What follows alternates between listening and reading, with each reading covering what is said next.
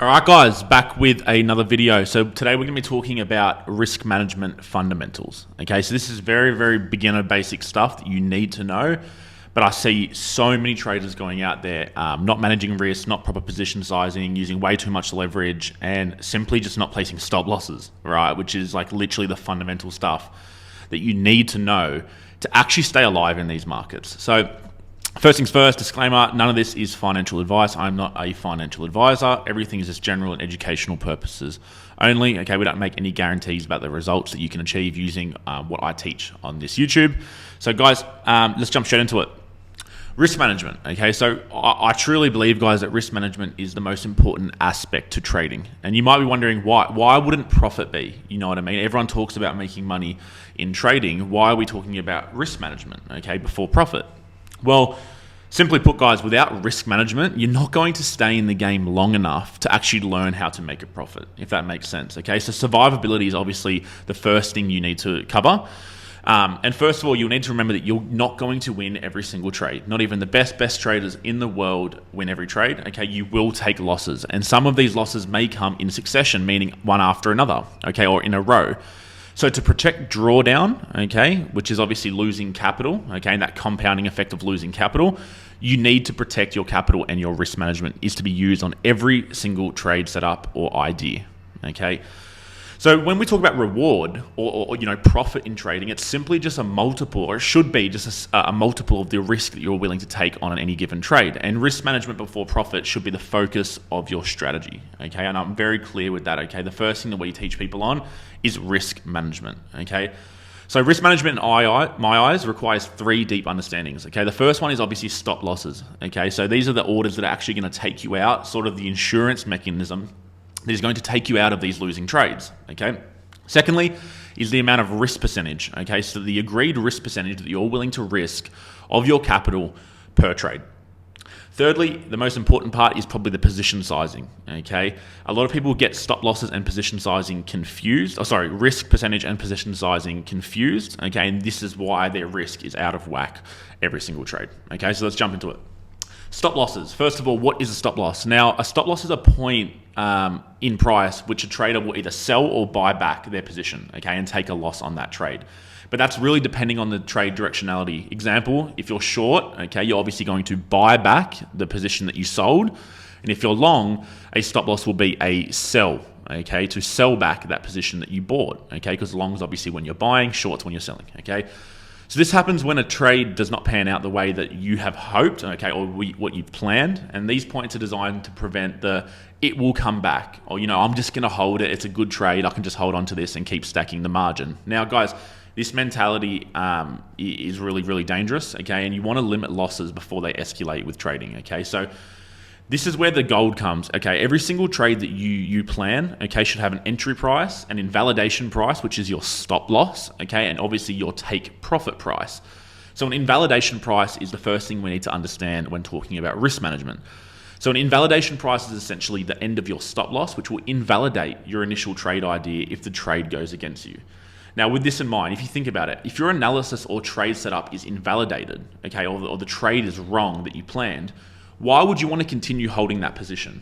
Okay, so that's the premise or the mindset that you have to put yourself in when you're thinking about trading, okay, or when you're thinking about taking a trade. You have to know where if price hits, you are invalidated. That trade idea is no longer, suitable to take or hold, okay? And this is why we use stop losses, to have a risk-defined entry, okay, or a risk-defined trade, and understand exactly where we want to limit our losses or invalidate our trade idea. Very, very important. So a stop loss is usually a pending order, okay, and it's usually a market order to either buy back or when short, or sell the position back when long. Now, there's different stop loss order types that you can use, and there are as follows, okay? So the first one is obviously a market order. So this is obviously a market execution. So this will get you out of the trade at the most available market price, okay? So this could be more than you anticipated. So let's just say you're risking $100 on a trade and you're using market orders, okay? If the price blasts through the initial market stop loss price, okay, you could pay a little bit more, okay, because that's the most available liquidity price that the market is presenting to you, okay? But market orders carry guaranteed execution every single time, okay? But they can be a little bit out of line with the percentage of risk that you're willing to take, okay? But it won't be too much depending on the market. Secondly is limit orders. Okay, so a limit order at a specific price set by you. So basically, if the market skips above that limit price that you have set for your stop loss, there is a risk that your stop loss will not be triggered and you're essentially stuck holding the trade position that you have. Now, this can happen a lot with sort of like market announcements and really massive influxes of liquidity, okay, when markets move in sort of those impulsive fashions. And your stop loss will not get hit with your limit order because the price didn't spend enough time at that order price to fill those positions. It just literally skipped past it, okay? So I tend to use market orders when I'm using my stop losses, okay, just so I got that guaranteed execution. I'd rather risk taking that sort of smaller loss towards the back end to get a guaranteed execution or to invalidate that trade, all right? The second part is risk per trade. So this is the most important part, and this is really what it boils down to.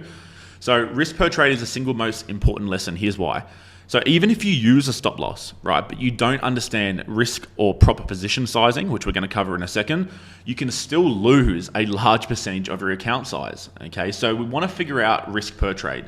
But first of all, we need to understand how to come to a figure that suits you, right? So here's what you need to know.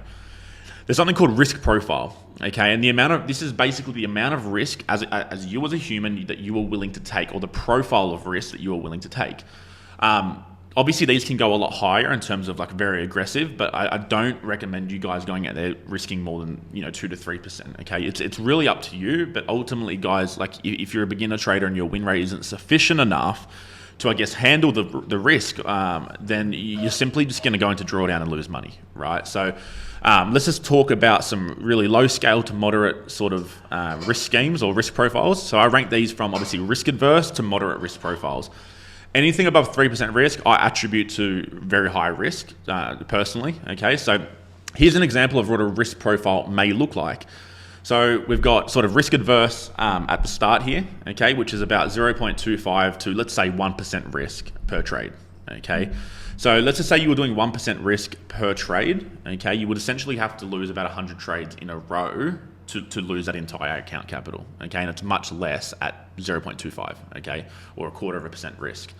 A little bit more moderate is about 1 to 2% risk, but this is still sort of risk adverse, guys, okay? So that's right there, smack bang in the middle. And then 2 to 3% risk, I believe when you're heading into that sort of 3% risk, you are heading into a little bit more of a moderate risk type, okay? So these are really the three sort of profiles that we're gonna be working with today.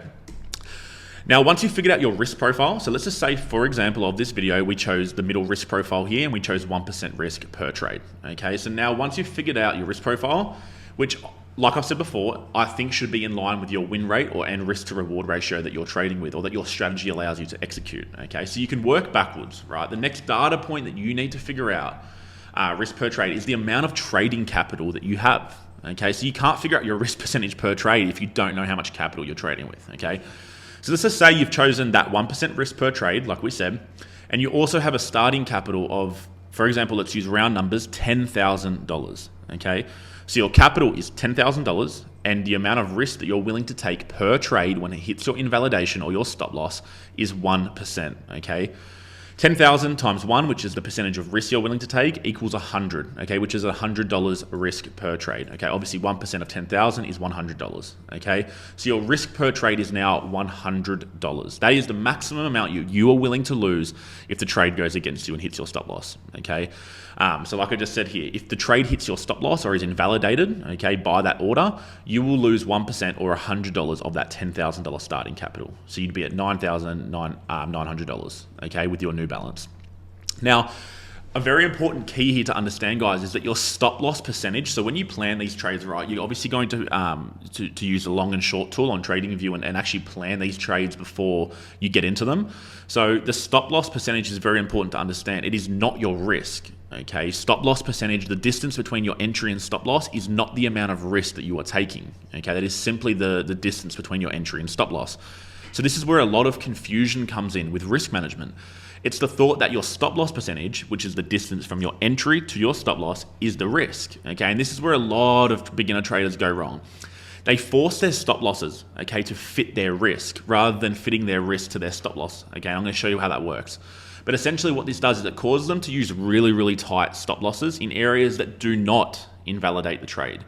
So they use ultra tight stops as well to increase risk to reward ratio. That's why you see all of these sort of traders on Instagram and stuff trying to share 100 to 1, 200 to 1 risk to reward ratio trades. Okay, but the average expectancy of those is really low.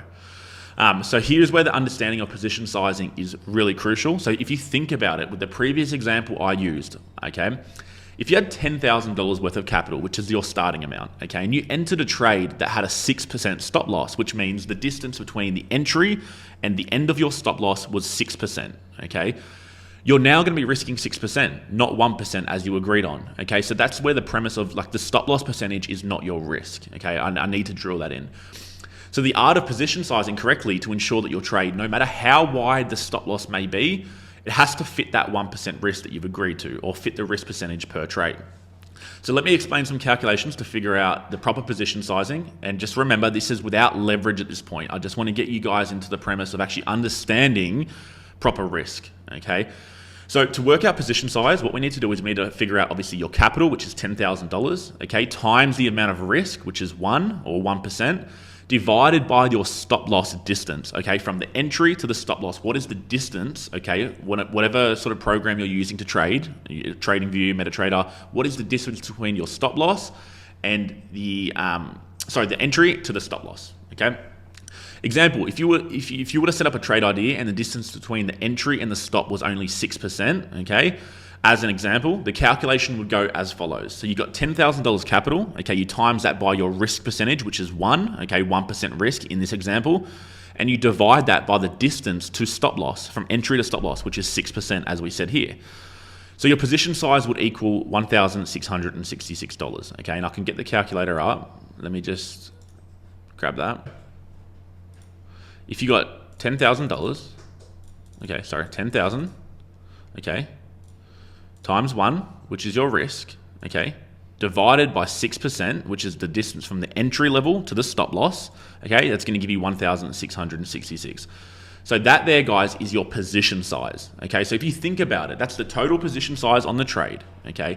If the market moves 6% against $1,666, you would lose 99.96, okay, which is essentially your $100 risk that you've agreed on, or 1% of the $10,000 account capital. Okay, very, very crucial. Now, with risk to reward, okay, it's crucial to understanding profitability within trading, and this is really the back end of a strategy, okay? So we need to understand our risk per trade first, which is, as an example, was 1% per trade. Now we can start focusing on the reward side as our risk is managed and covered, okay? So your analysis strategy should always allow you to execute trades above a 1-to-1 risk to reward ratio, okay? And here's why. I'm going to explain this table here. A lot of you may have already seen this, but on the top axis here, we have a win rate percentage. Okay, so let's just say 20% win rate, 30%, 40%, 50%, and so on, all the way up to 60%. Okay, and on the left axis here, we have our risk to reward ratios. Now, this table is just sort of identifying at what risk to reward and what win rate are you profitable. Okay. So on the left here, we've got a 1-to-1 risk to reward ratio, which means that if you're risking 1% of your capital, you're only looking to make a reward of 1% return or reward, okay? At 2-to-1, you're risking 1% to make back 2%, okay? At 3-to-1, you're risking 1% to make back 3%. And at 4-to-1, obviously you're risking 1% to make 4% back. Now, we can see here how that affects the win rate and profitability, right? So at 1-to-1, essentially you're going even odds with the market. So if you think about it, if you had a 20-cent piece, for example, in Australia, okay, the Aussies would know this. If you had $100 risk or 1% on heads, okay, so let's just say you won $100 if it landed on heads, and you lost $100 if it landed on tails. Okay, if you flick that coin all day, the probability of a 50% win rate, okay, 2 outcomes, okay, you would essentially break even. Okay, the sample size of those flicks would most probable, okay, come back even. Now, essentially what that means is that you're going to need a 60% win rate to remain profitable using a 1-to-1 risk to reward ratio. Now, a 60% win rate is relatively high, in my opinion, okay? It's pretty high, okay? And as a beginner, putting that much pressure to win more than you're losing, this is what causes those mistakes and the psychological issues in terms of greed, fear, not using stops, closing winners early, all of that sort of stuff, because you're trying to push too much profitability out of a risk to reward strategy that literally is going against the market odds, right? At 2 to 1, you would need a 40% win rate to remain profitable, okay? And at 3 to 1, you would need a 30% win rate to remain profitable. So you could literally win 3 out of every 10 trades and still make a profit, okay? So this is very, very crucial. And I'm going to show you what that means here.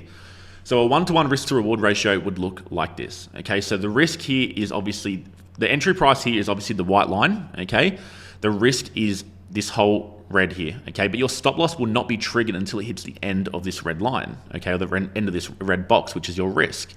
So you're risking 1%, okay? But your reward is the same distance from entry to take profit as your stop loss is, which means you're going even odds, or you're making an even return to your risk, okay? So your risk to reward ratio in this sense is a 1-to-1, okay?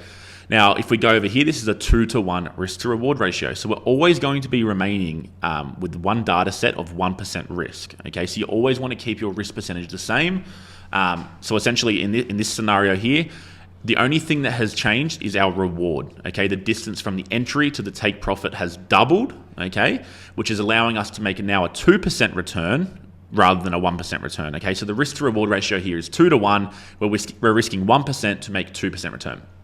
Now, on the last one here, which is a 3 to 1 risk to reward ratio, okay, we're still risking the same 1% amount of our account balance, which is $10,000. So you're still risking $100 in this example, okay? But because your distance from the entry to the take profit is 3 times larger, okay, than all of these other ones, you're now risking 1% to make 3% back. Okay, and that's really where that profitability or those profit margins from trading come into play. The analogy I like to use is very simple. Okay, you wouldn't start a business, you wouldn't sell a product or a service or do anything in that sense unless there was profit margin. Okay, otherwise you're going to be underwater. So with a 1-to-1 risk to reward strategy, essentially what you're doing is you're going even odds with the market, and you're forcing yourself to need a massive win rate, a consistently sort of higher win rate to remain profitable. And what that does is, like I've said before, it puts pressure on you as a trader and your strategy to have to beat the market. Okay, the goal in trading isn't to beat the market, it's to make profit out of the market. So that's why higher risk to reward ratios allow you to actually lose more than you win and still remain profitable. Okay, and this doesn't take into consideration drawdown, sort of sample size of trades, mistakes, and all that sort of stuff. This is literally just calculations, guys. I'm not saying that every 3-to-1 trader, okay, with a 30% win rate is profitable. Okay, it's just not true. Because ultimately, 3-to-1 can be your planned risk to reward. But if you're closing your trades early, your expectancy, okay, your average expectancy of those trades drops, okay? So let's just say you're planning 3-to-1 trades, okay, you're planning 3-to-1 trades, but ultimately your average close is around a 2-to-1, okay? That means it's obviously going to skew the data and you're going to have to win 40% of the time to remain profitable, all right? So that's just a very basic video, so that you beginners and people who are obviously watching my channel can understand risk properly. So just remember, guys, risk per trade, okay, so first of all is stop losses, okay, you need to use these on every single trade, I believe. Secondly is you want to figure out the risk percentage per trade and the risk profile that suits you, okay, don't worry about everyone else, what suits you, okay, and then you need to know your proper position sizing, okay, so the example here is you do your capital, $10,000 times the amount of risk that you've agreed to take, divided by the distance to your stop loss, okay, from your entry to your stop loss, okay, and you divide that and you get your position size, okay. I hope that helped a lot, guys. I will see you guys in the next video. Thank you.